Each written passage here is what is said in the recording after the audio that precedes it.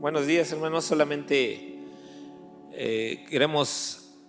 quise compartir en esta mañana este mensaje acerca de la resurrección con el tiempo que estamos viviendo, y quiero recordar que la resurrección es un punto que ha sido muy atacado por ser algo que intentan rebatir este punto.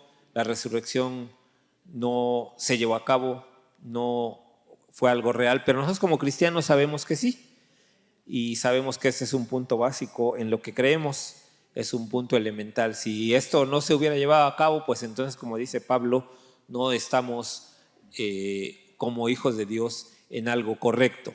Pero nosotros creemos que sí, nosotros creemos que es real, y en esta mañana quise pensar en esto.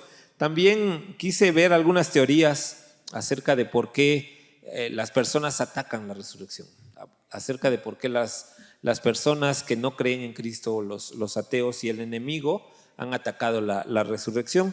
Y una teoría es que dice que los discípulos robaron el cuerpo de Cristo, que llegaron y se lo llevaron en la noche. Claro que eso es algo que no es cierto, sabemos que no es correcto.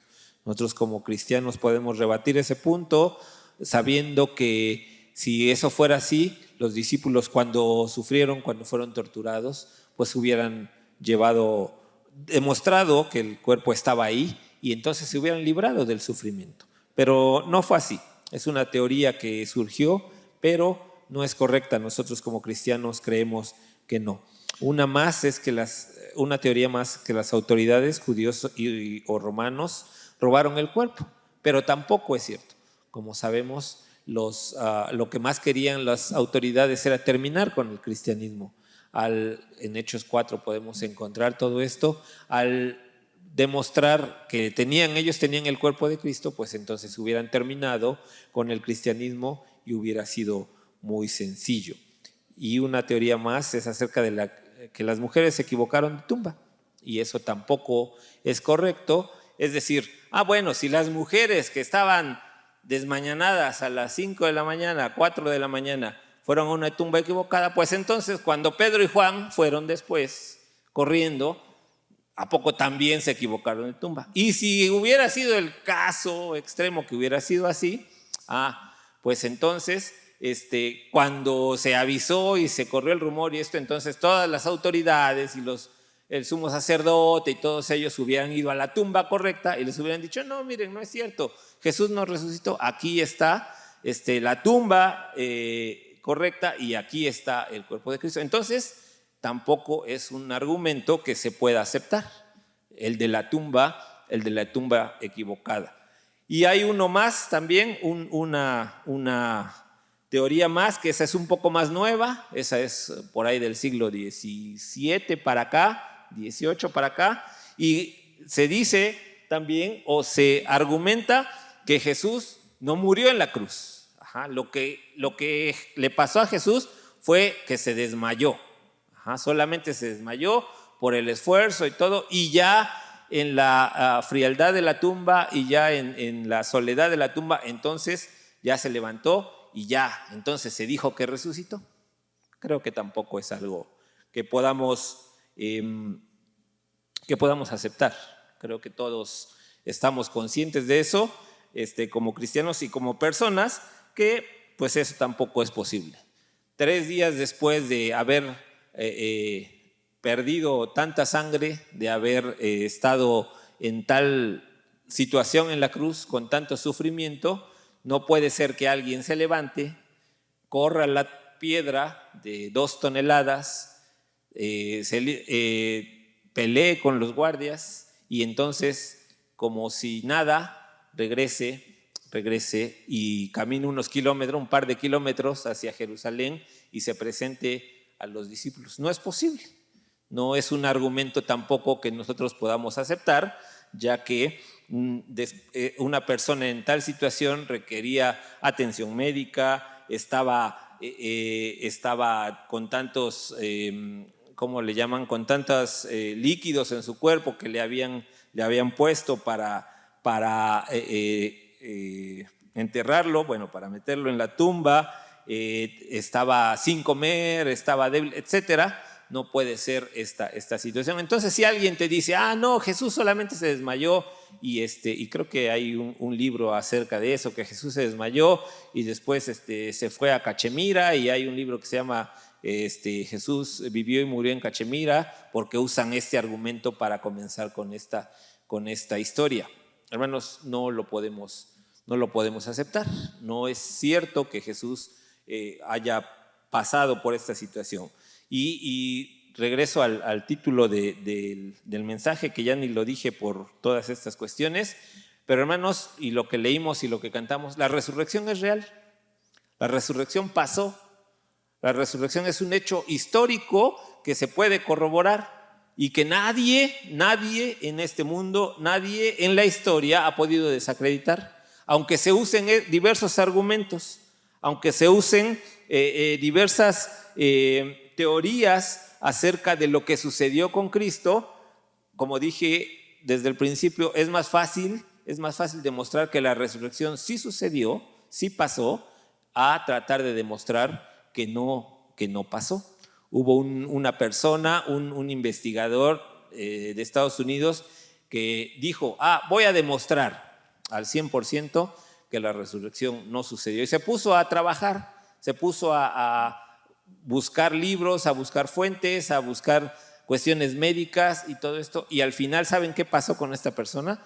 Se volvió cristiano, porque dijo, no es posible, que toda la evidencia demuestra que la resurrección sí pasó.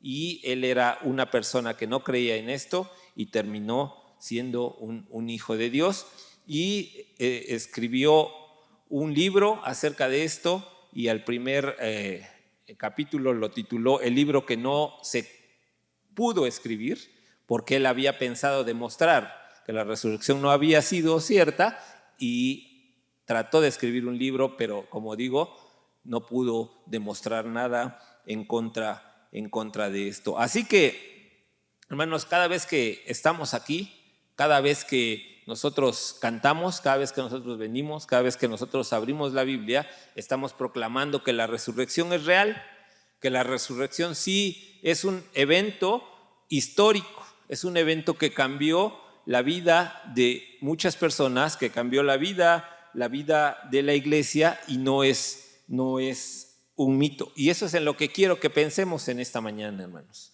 Eso es en lo que quiero que reflexionemos en esta mañana, en la realidad que es la resurrección. Lo que es, cómo transformó las vidas de dos personas, que es lo que nos vamos a ocupar en este momento, y cómo nos afecta a nosotros, cómo nos debería afectar a nosotros. Dos personas que fueron, entre muchas otras que fueron tocadas y cambiadas profundamente por la resurrección, es en lo que quiero que pensemos. Pedro, uno de ellos. Pedro, hace no muchas semanas, Obed nos hablaba acerca de esto, acerca de Pedro. Y Pedro, al igual que los discípulos, Pedro, al igual que los seguidores de Cristo, tenían la firme convicción y creían en el Mesías libertador, en el Mesías que iba a venir al pueblo judío, iba a acabar con los romanos, iba a instaurar su reino, e iba a hacer de Israel la nación grande y poderosa que está prometido. Y así lo pensaban los discípulos, y Pedro era uno de ellos. Y entonces, en esos 3 años de ministerio de Cristo, creían firmemente en esto. Cuando Jesús fue crucificado, cuando Jesús murió en la cruz en el viernes que acabamos de pasar, dice la tradición, cuando pasó eso, el mundo de los discípulos se desmoronó.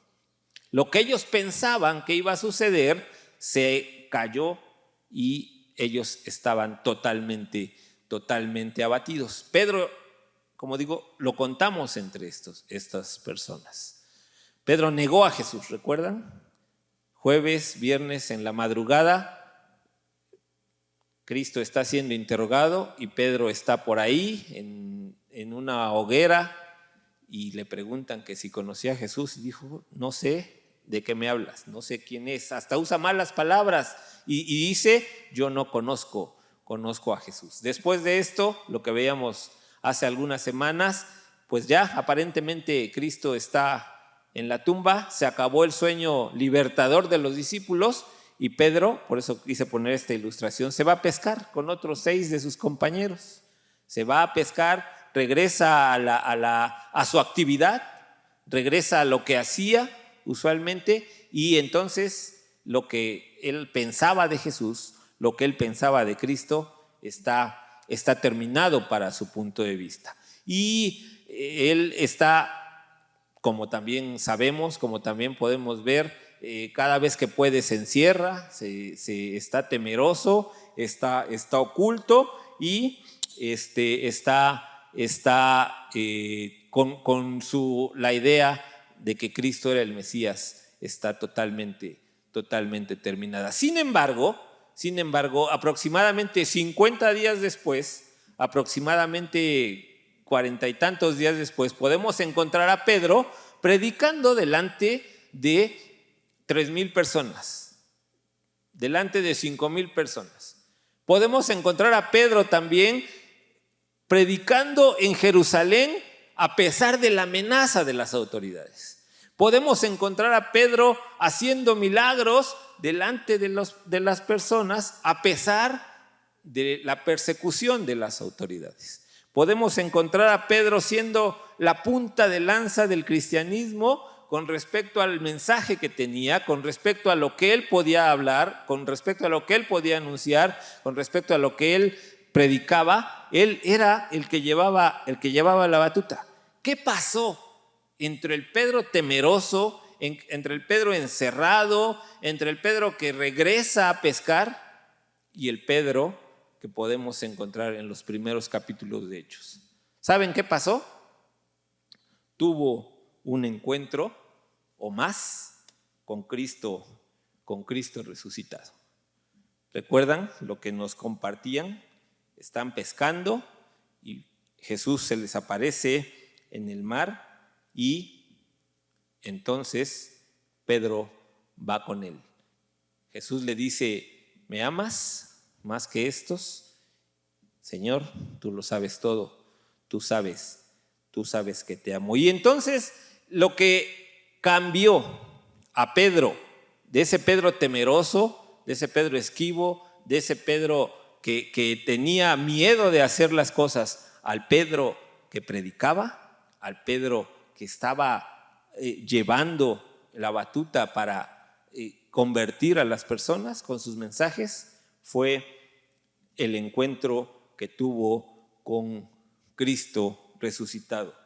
Pablo lo dice en 1 Corintios 15, versículos del 3 al 5, dice: porque primeramente os he enseñado lo que asimismo recibí, que Cristo murió por nuestros pecados conforme a las Escrituras, y que fue sepultado y que resucitó al tercer día conforme a las Escrituras, y que apareció a Cefas o Pedro y después a los 12.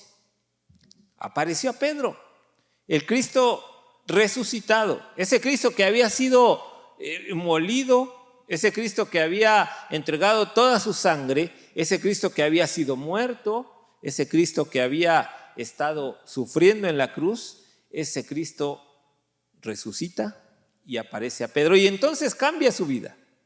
Y entonces ese temor se convierte en valor. Y entonces toda esa cobardía se convierte en toda la valentía para enfrentar lo que pudiera venir. ¿Saben cómo murió Pedro? La tradición dice que fue crucificado de cabeza, porque no quiso morir como había muerto Cristo. Pero lo que le dio la fuerza para ser ese Pedro fue el encuentro que tuvo con Cristo. Pablo lo dice aquí. Aquí no dice qué le dijo. La Biblia no registra ese encuentro. La Biblia no dice cuándo, ni siquiera cuándo fue ese encuentro. Lo que dice, lo que podemos encontrar, es que la vida de Pedro cambió a raíz de este encuentro con Cristo. La resurrección de Cristo cambió su vida. Pero Pedro creía en Jesús, pero Pedro le había seguido. ¿Saben? Hubo personas que no creían en Jesús. Hubo personas que ni siquiera tomaban en cuenta lo que Jesús dijo. Y el Cristo resucitado cambió su vida. Uno de ellos fue Santiago o Jacobo, su hermano carnal de Cristo. Jacobo fue uno de sus hermanos que fueron parte de su familia, evidentemente, que crecieron con él, que eran parte de la vida diaria de Cristo. Y saben, si no lo han escuchado antes, la familia de Cristo ni siquiera estaba convencida de lo que Cristo enseñaba. Ni siquiera ellos tenían claro que Cristo era lo que decía ser. Podemos encontrarlo en Juan capítulo 7, como pueden ver la cita aquí en la pantalla. Juan capítulo 7, y lo estoy buscando porque quiero leer desde los primeros versículos. Desde el versículo 1 dice, Juan 7:1, dice: después de estas cosas, estoy usando la versión Reina Valera contemporánea, después de estas cosas, Jesús andaba en Galilea, no quería andar en Judea porque los judíos procuraban matarlo. Como ya estaba cerca la fiesta de los judíos, la de los tabernáculos, sus hermanos le dijeron: sal de aquí, esto ya lo tenemos en la pantalla, sal de aquí y vete a Judea para que también tus discípulos vean las obras que haces, porque ninguno que procura darse a conocer hace algo en secreto. Ya que haces estas cosas, manifiéstate al mundo. Y es que ni siquiera sus hermanos creían en él. Encuentran ese dote de sarcasmo en este versículo, en esta parte que dice Juan.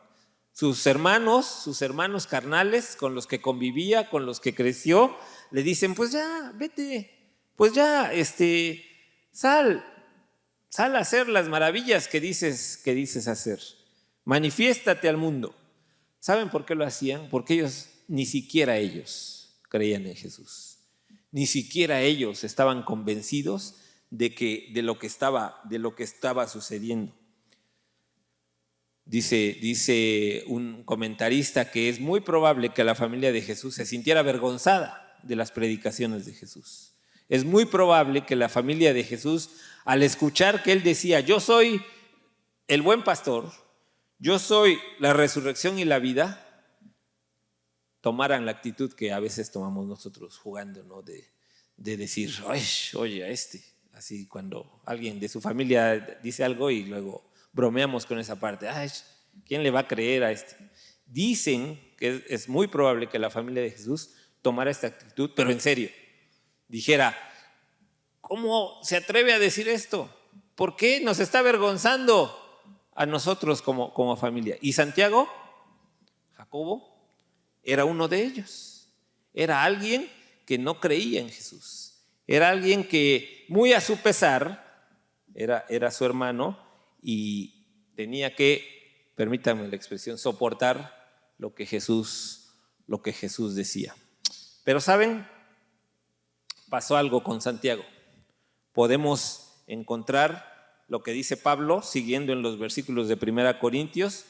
Dice: después se apareció a más de 500 hermanos a la vez, de los cuales muchos aún viven y otros ya han muerto.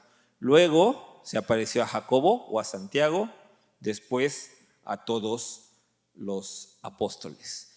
Después de la muerte, después de la resurrección de Jesús, la vida de Santiago cambió. La vida de ese Santiago incrédulo, de ese Jacobo que no creía en lo que Jesús estaba diciendo, que se burlaba un poco de lo que él enseñaba, que se sentía tal vez avergonzado como su familia de lo que él estaba diciendo, al ver a Cristo resucitado, como Pablo lo deja registrado aquí en 1 Corintios, la vida de Santiago cambió. La vida de Santiago dio un giro total. Y entonces predicó a Cristo.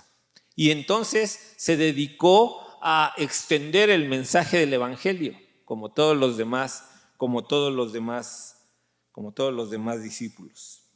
Llegó a ser columna de la iglesia, llegó a ser una parte importante de la iglesia. Pablo dice en Gálatas 1 que se le consideraba un discípulo. Gálatas 1, versículo 19, un discípulo como todos los demás, se le consideró a Santiago. Y por supuesto, tenemos una de las últimas epístolas del Nuevo Testamento fue escrita por Santiago, por el hermano de Cristo. Exactamente ese hermano que no creía en Jesús. Esa persona que se burlaba de Jesús escribió la carta que tenemos en la Biblia, la epístola de Santiago.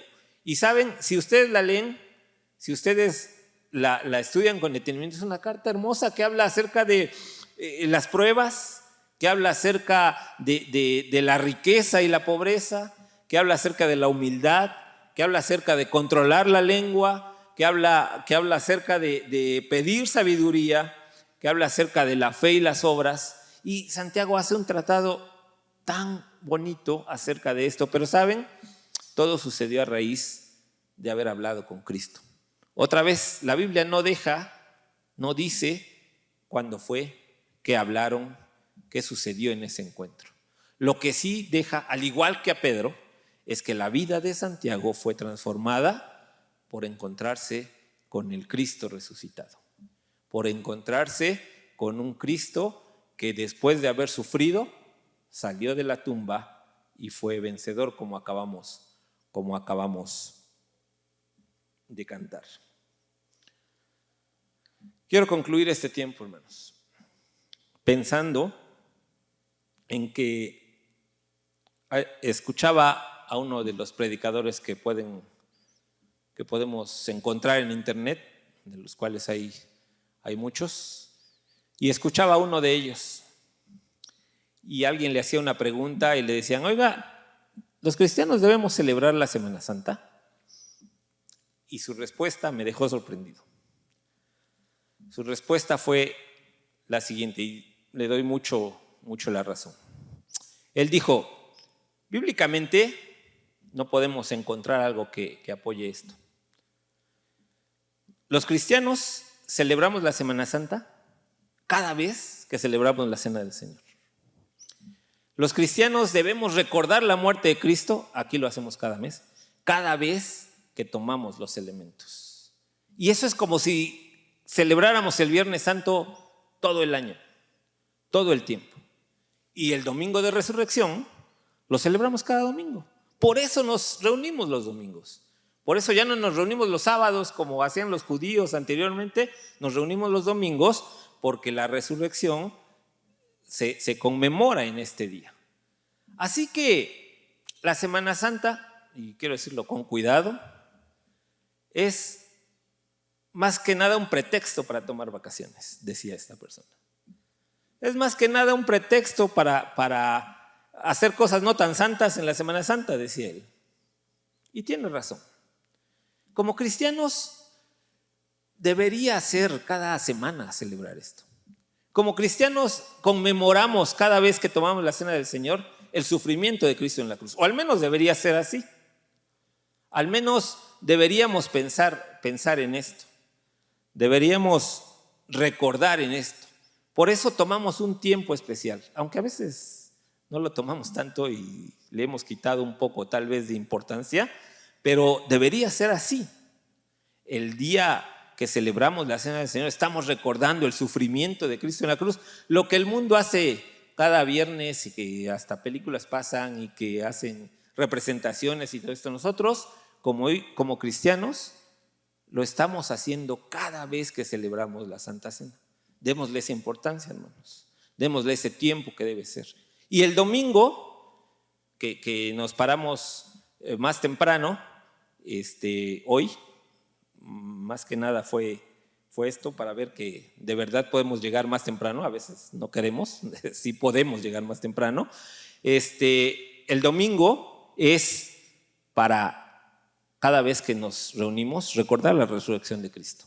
No cada año, no cada Semana Santa.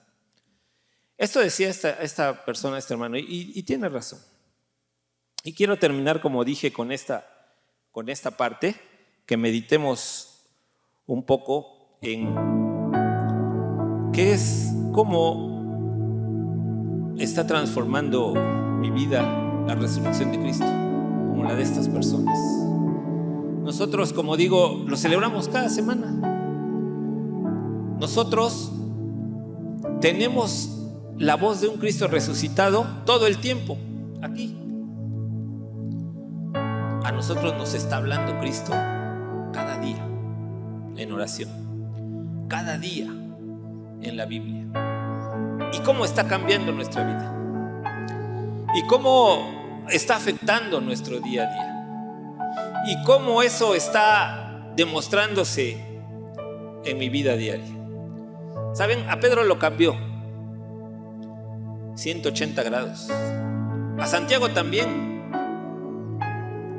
Y a nosotros, ¿cómo nos está cambiando? El poder hablar con Cristo resucitado, el poder escuchar su voz, el poder cantarle. Le estamos cantando a un Cristo vivo, le estamos cantando a un Cristo que resucitó. Y a veces ni siquiera queremos pararnos de la silla, y a veces ni siquiera queremos esforzar nuestra gargantita porque se vaya a lastimar. Hermanos, quiero que pensemos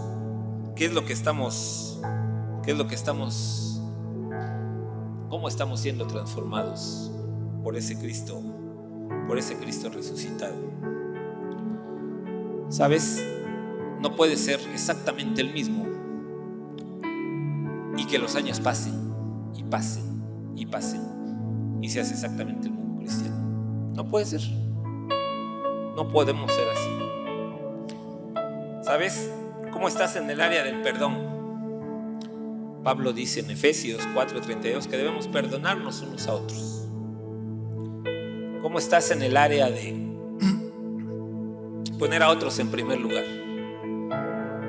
Pablo dice, háganlo, porque él lo hizo así en Filipenses capítulo 2. No estimó el ser igual a Dios como cosa que aferrarse, sino que se despojó a sí mismo. Y te puso a ti y me puso a mí antes que nos cuesta ser generosos. Recuerda, Él fue generoso con nosotros. Pablo dice en Romanos 5:8, mas Dios muestra su amor para con nosotros, en que siendo aún pecadores, Cristo murió por nosotros.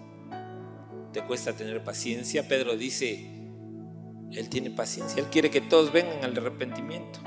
Primera de Pedro, capítulo 3. Así que Cristo cambió la vida de Pedro y de Santiago y la transformó. Y fueron personas totalmente diferentes.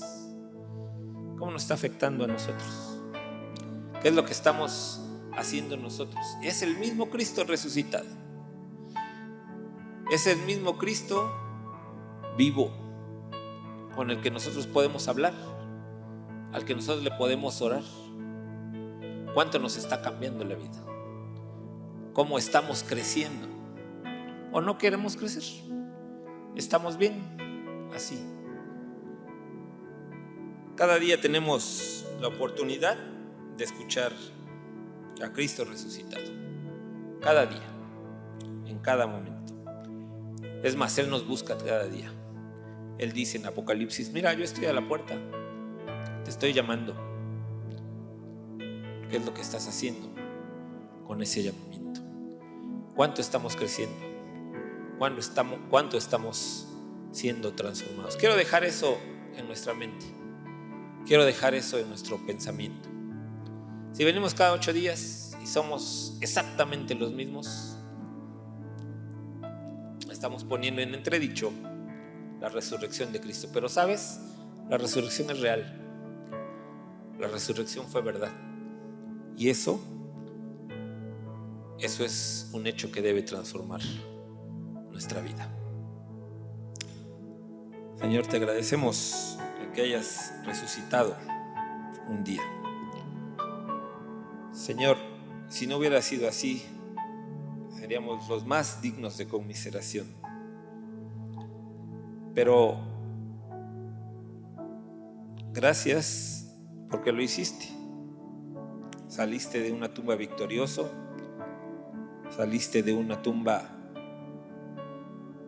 sin que nada te lo pudiera impedir, para darnos vida, para transformar nuestras vidas. Ayúdanos a hacerlo de esta manera. Ayúdanos a crecer. Ayúdanos a ser mejores hijos tuyos cada día. que podamos ser de bendición, que podamos demostrarlo, que podamos ser diferentes a las personas de allá afuera, porque creemos en un Cristo vivo, en un Cristo que transforma, en un Cristo resucitado y que cambia la vida de las personas. Ayúdanos, Señor, y gracias por este día que nos has dado. Te agradecemos todo esto, en el nombre de Cristo Jesús. Amén.